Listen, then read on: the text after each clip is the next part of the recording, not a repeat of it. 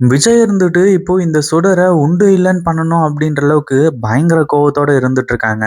அதே மாதிரி உண்மையிலேயே இப்போ நம்ம மல்லி, விஜய் அடுத்ததா வந்து இன்னும் மத்தவங்கலாம் சேர்ந்து இவ்ளோ பெரிய ஏற்பாடுகள், இவ்ளோ பெரிய பிளான் இது எல்லாத்தையுமே பண்ணுவாங்க அப்படின்னு கொஞ்சம் கூட எதிர்பார்க்கவே இல்ல அப்படின்னு தான் சொல்லணும். அதுவும் இல்லாம இப்போ நம்ம விஜய் இங்க வந்து இப்படிலாம் பண்ணுவாரு அப்படின்னு கொஞ்சம் கூட எதிர்பார்க்கவே இல்ல. அதுவும் இல்லாம இப்போ அ சுடர் இருந்துட்டு நேரா வந்து விஜய் கிட்ட வந்து நின்னுட்டு விஜய் கிட்ட பயங்கரமா கதறி அழுதுட்டு இருக்காங்க. என்ன பண்றதுன்னு இந்த சுடருக்கு ஒண்ணுமே புரியல. ஏன்னா அவ்ளோ வசமா மாட்டிக்கிட்டா. இன்னொரு பக்கம் வந்து போலீஸ் இவள அரெஸ்ட் பண்ணி கூட்டிட்டு போறதுக்கு ரெடியா இருந்துட்டு இருக்கு. அதுவும் இல்லாம மல்லி செஞ்ச வேலையால இப்போ ம போலீஸ் இருந்துட்டு சுடர கைது பண்றாங்க இல்லையா? அந்த ஒரு சிச்சுவேஷன்ல சுடர் இருந்துட்டு அ இந்த கதிரேசன் கிட்ட கெஞ்சுறாங்க. அதே மாரி நிஷா கிட்ட கெஞ்சுறாங்க.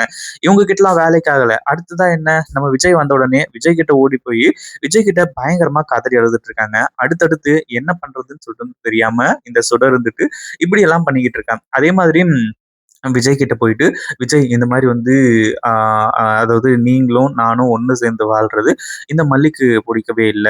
மல்லி தான் வந்து இது எல்லாத்துக்குமே காரணம். என்னையும் அதே மாரி அந்த ரகு அதாவது யாரோ ரகுன்னு சொல்லிட்டு வந்து சொல்லிட்டு இருக்கீங்க. இந்த வீட்ல ரூ. 50,00,000 பணத்த திருடினான் அப்படின்ற மாரி வந்து சொல்லி, அந்த ரகு கூட என்ன கம்பேர் பண்ணது மட்டும் இல்லாம, அவனுக்கும் எனக்கும் வந்து சம்மந்தம் இருக்கு. அதாவது நாங்க 2 பேரும் கூட்டாளிங்க அப்படி இப்படின்ற மாரி வந்து சொல்லி என்னென்னமோ சொல்றாங்க. எனக்கு ஒண்ணுமே புரியல. எப்படி வந்து இத ஹேண்டில் பண்றதுன்னே தெரியல. நீங்க தான் என்ன எப்படியாச்சும் காப்பாத்தணும் விஜய்.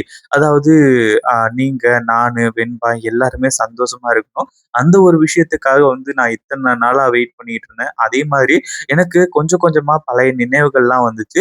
இப்போ ஆல்மோஸ்ட் எல்லாமே ஃபுல்லா வந்துடுச்சு விஜய். அப்படி இப்படின்ற மாரி வந்து சொல்லும்போது, விஜய் இருந்துட்டு "என்ன சொல்ற ரேணுகா? உனக்கு எல்லா நினைவுகளும் வந்துருச்சா? அப்போ நமக்கு கல்யாணம் எப்படி நடந்துச்சுன்னு சொல்லிட்டு வந்து சொல்லு பார்க்கலாம்." அப்படின்ற மாரி வந்து விஜய் கேட்குறாங்க. அதுக்கும் இந்த சுடர் ஆன்சர் பண்றா. ஏன்னா ஏற்கனவே நிஷா கிட்ட எப்படி இந்த கல்யாணம் நடந்துச்சு, விஜயும் நம்ம ரேணுகா அதாவது ஒரிஜினல் ரேணுகாவும் எங்க மீட் பண்ணிக்கிட்டாங்க, என்ன நடந்துச்சு, எப்போ வந்து இந்த மாரி சம்பவங்கள்லாம் நடந்துச்சு, இது எல்லாத்தையுமே டீட்டெயிலா தெரிஞ்சுக்கிட்டா. அப்படி இருக்கும்போது இந்த சுடர் இருந்துட்டு இப்போ எல்லாத்தையுமே பிச்சு விளாசுறா. அதாவது விஜய் கிட்ட எல்லாத்தையுமே சொல்றா. எப்புட்றா இவளுக்கெல்லாம் இந்த உண்மை எல்லாமே தெரியும் அப்படின்ற அளவுக்கு வந்து நம்ம விஜய ஒரு பயங்கரமான ஷாக்கிங்ல பார்த்துக்கிட்டு இருக்காங்க. ஆனா அதே சமயத்துல இந்த சுடர வந்து இனிமே இங்க இருக்க விட போறதும் கிடையாது. ஒரு பக்கம் வெண்பாவ இங்கருந்து கூட்டிட்டு போணும் அப்படின்றது தான் நம்ம விஜய்க்கு, மல்லிக்கு இவங்க எல்லாருக்குமே மிகப்பெரிய ஒரு கோலா இருந்துட்டு இருக்கு. ஏன்னா வெண்பாவ கூட்டிட்டு வந்து இங்க உட்கார வச்சுட்டு இருக்காங்க. கதிரேசனாலயோ, இல்ல வந்து நிஷாவாலயோ வெண்பாவுக்கு எந்த ஒரு ஆபத்துமே இல்ல அப்படிங்கிற ஒரு விஷயம் இவங்களுக்கு நல்லாவே தெரியும். ஆனா சுடர்னால எவ்வளோ பெரிய ஆபத்து இருக்கு அப்படின்ற ஒரு விஷயமும் நல்லாவே தெரிஞ்சதுனால தான் இந்த சுடர உண்டு இல்லன்னு பண்ணணும். அதே சமயத்துல இந்த சுடரோட ரகசியங்கள வெளிய கொண்டு வரணும் அப்படின்றதுக்காக இது எல்லாத்தையுமே பார்த்துக்கிட்டு இருக்காங்க. ஒரு பக்கம் விஜய் இருந்துட்டு எதுக்காக மல்லி இப்படி பண்ணிட்டு இருக்க? அதுவும் இல்லாம இந்த ஃபோன் எங்க இருந்துச்சு? யாரோடது? அதாவது நீங்க யார் என்ன சொன்னாலும் சரி, கண்டிப்பா வந்து இங்க இருக்கக்கூடியது ரேணுகா தான். அதுல எனக்கு முழு நம்பிக்கை இருக்கு அப்படின்ற மாரி வந்து சொல்லிட்டு இருக்காங்க. என்னடா இது இப்போ விஜய் இப்படி ஒரு பல்டி அடிக்கிறாங்க. ஏன்னா ஏற்கனவே வெண்பா செஞ்ச ஒரு வேலையால வெண்பா வந்து இவங்க 2 பேரும் சண்டை போடுறாங்க அப்படின்றத முன்கூட்டியே கவனிச்சு, விஜய்க்கு ஃபோன் பண்ணி வச்சதுனால, விஜய்க்கு எல்லா உண்மையுமே தெரிஞ்சுச்சு. அதாவது இந்த சுடர் வந்துட்டு நான் தான் சுடர் அப்படிங்கிற மாரி சொன்னா, இது எல்லாத்தையுமே கேட்ட விஜய் இருந்துட்டு இப்போ வந்து இங்க இந்த சுடருக்கு சாதகமா பேசிக்கிட்டு இருக்காங்களே, அதாவது இவ ரேணுகா தான் அப்படின்ற மாரி சொல்றாங்களே அப்படின்ற மாரி சொல்லி எல்லாருமே அதிர்ச்சியில இருக்காங்க. ஏன்னா கதிரேசன்லாம் வந்து இது எதையுமே நம்பல. எங்க ஆதாரங்கள சொன்னாலும் சரி, ஏன் வந்து டிஎன்ஏ டெஸ்ட் எடுத்து மறுபடியும் இவ வந்து உங்க பொண்ணே கிடையாது அப்படின்ற மாரி கதிரேசன் கிட்ட சொன்னாலுமே கூட சரி, கண்டிப்பா கதிரேசன் அத நம்புற மாரி இல்ல. கதிரேசன் கண்மூடித்தனமா இந்த விஷயங்கள் எல்லாத்தையுமே வந்து அவரு பார்த்துக்கிட்டு இருக்காரு. அந்த ஒரு காரணத்தினால வந்து இப்ப இவங்களால எதுவுமே பண்ண முடியல. அதுவும் இல்லாம என்ன பண்றது? ஏது பண்றது? அப்படின்னு சொல்லிட்டு தெரியாம தான் இப்போ நம்ம விஜய், மல்லி இவங்க எல்லாருமே இருந்துட்டு இருக்காங்க. இருந்தாலும் கதிரேசனுக்கு எல்லா உண்மைகளுமே தெரிய வைக்கணும்.